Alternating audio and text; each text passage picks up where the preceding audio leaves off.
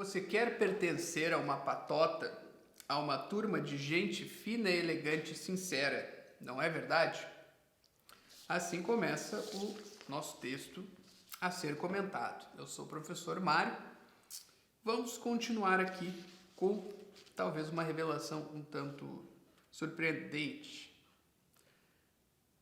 Se é, né, um conselho de amigo, fuja dos estudos.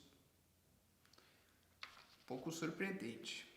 Fuja dos estudos porque a gente fina, elegante e sincera também foge. Você quase nunca a encontrará entre os livros. Talvez a encontre em saraus, falando de livros. Sim, né? É brincadeira, tá, pessoal? Brincadeira. Aqui eu estou pensando naquele pessoal que gosta de fazer saraus, né? Música, um pouquinho de poesia, um pouquinho de crítica social, ou um montão de crítica social, né? Um pouquinho de música, aquela coisa duvidosa na cantoria, etc e tal. Eles leem livros, sim, né? Não os livros que eu acho mais recomendáveis, mas também quem se importa, tá? Mas é aquele ali, mas também é de leve, né? Não vamos nos aprofundar muito em assuntos filosóficos, em assuntos de ciência. Vamos, né? Geralmente a vibe do pessoal é dizer aqui aquele senso comum enviesado, certo? Mas continuemos, né? Deixemos para trás isso. Agora, é normal. É normal. Fique tranquilo, pois desde a queda nós temos de andar em bandos para nos defender de um mundo hostil, espinhoso.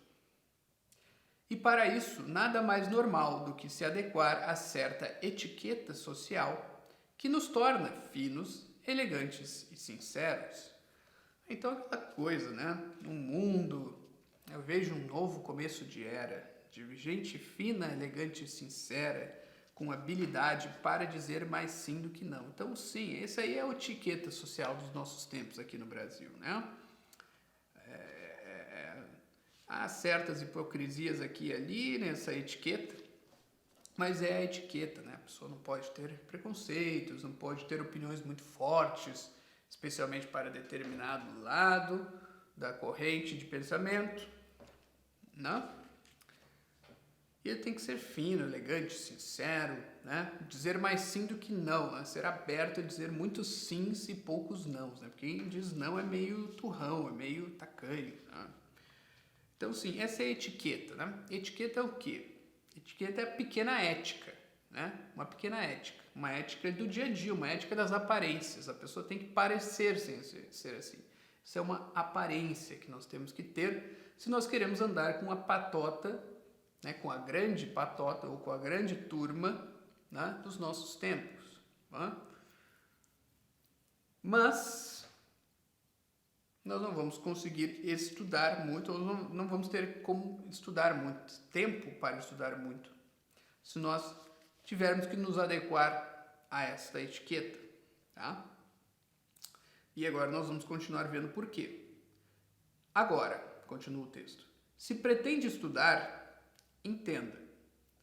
Um pouco da sua sociabilidade vai por água abaixo. Você se torna um pouco estranho mesmo. Não porque você se torne melhor do que os outros.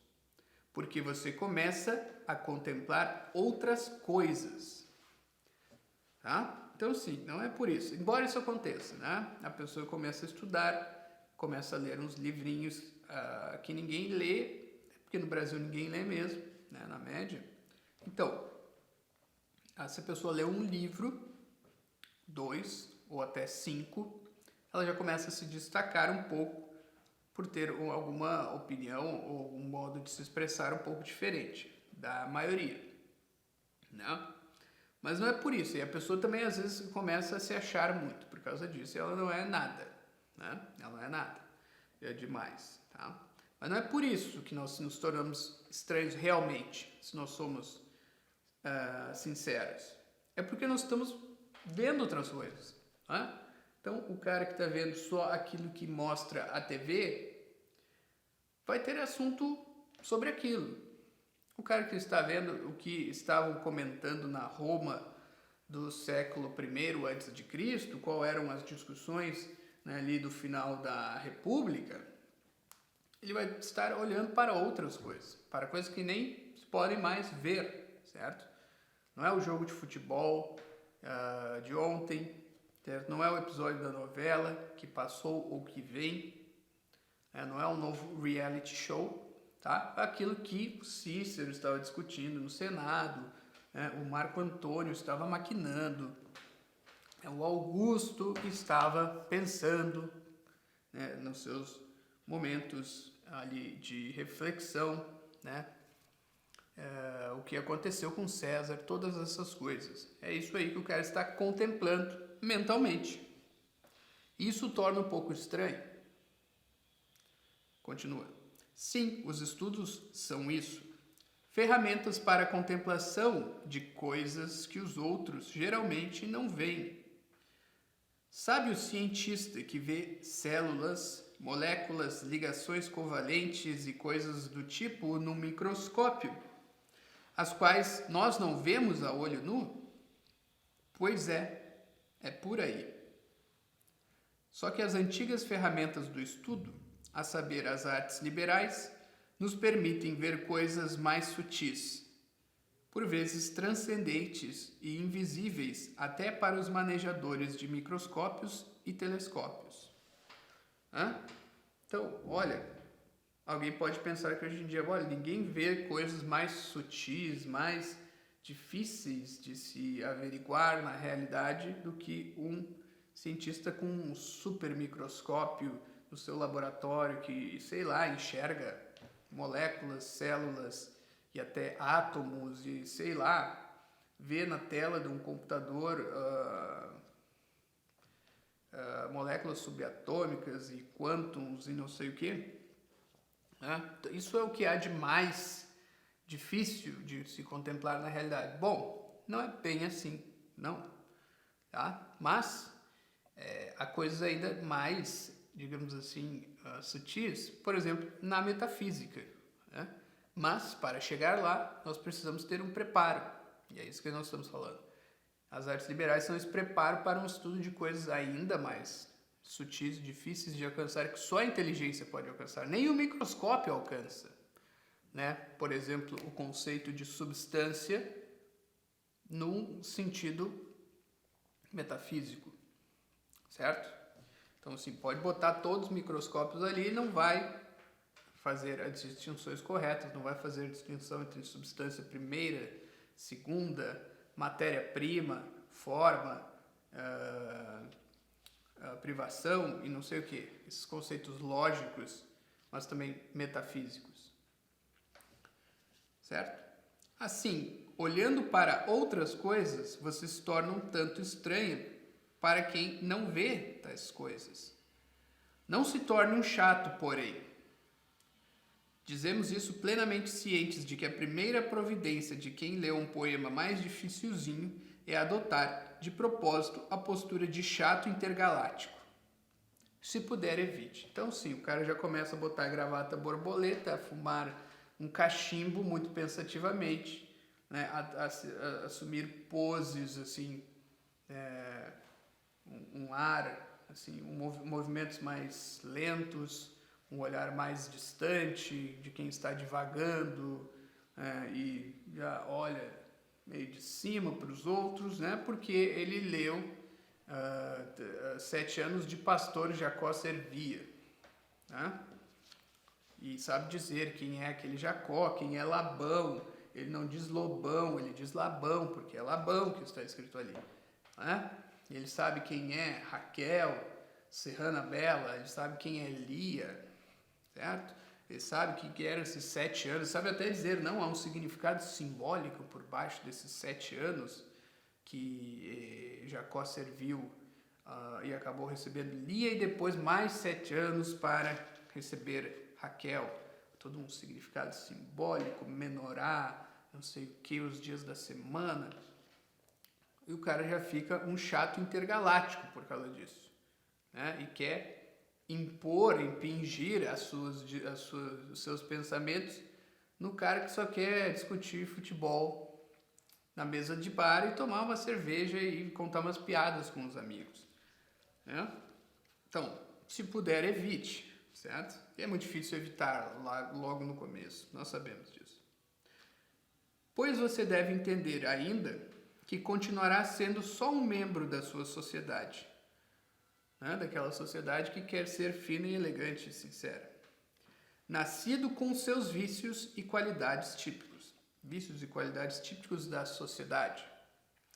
Você pode, com sorte, ver coisas transcendentes de vez em quando, mas você mesmo não transcende.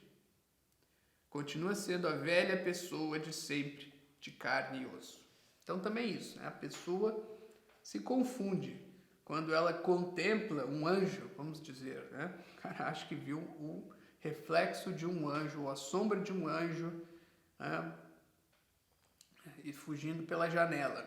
E, sei lá, vamos dizer que viu, né? Mas ele acha que daí, a partir dali, ele transcendeu as coisas físicas, ele transcendeu o mundinho em que ele vivia. Agora ele pode agir com os outros como se estivesse, né, numa posição de Zeus no Olimpo. Ele só manda, ele só toma decisões, ele só impõe, né? Porque ele viu uma coisa transcendente ou porque ele simplesmente pensou num anjo e entendeu a possibilidade metafísica de existir um anjo, segundo Santo Tomás de Aquino. Tá?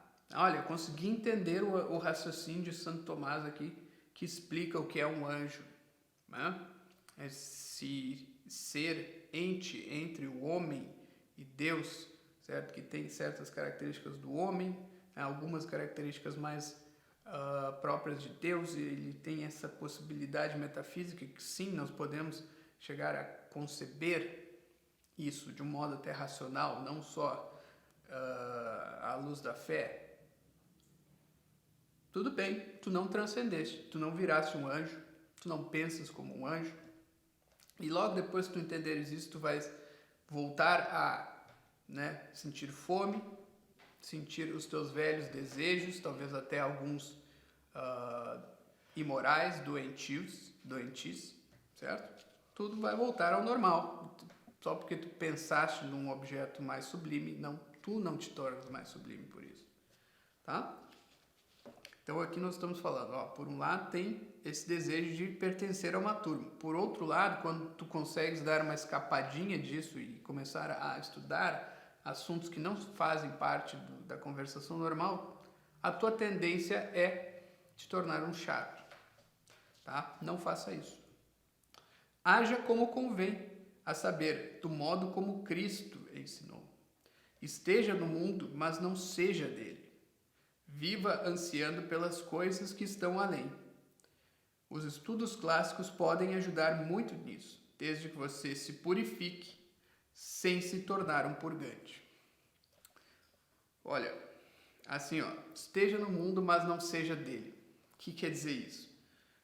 Bom, é difícil de interpretar, mas tu estás ali, tu não te finges, não és hipócrita, fingindo que tu és santo sem ser. Isso já é uma coisa muito importante. Nos dias de hoje, olha, para mim parece essencial meditar sobre isso, tá? Mas ao mesmo tempo, tu não quer simplesmente viver aquela vida. Tu vive ansiando as coisas do alto.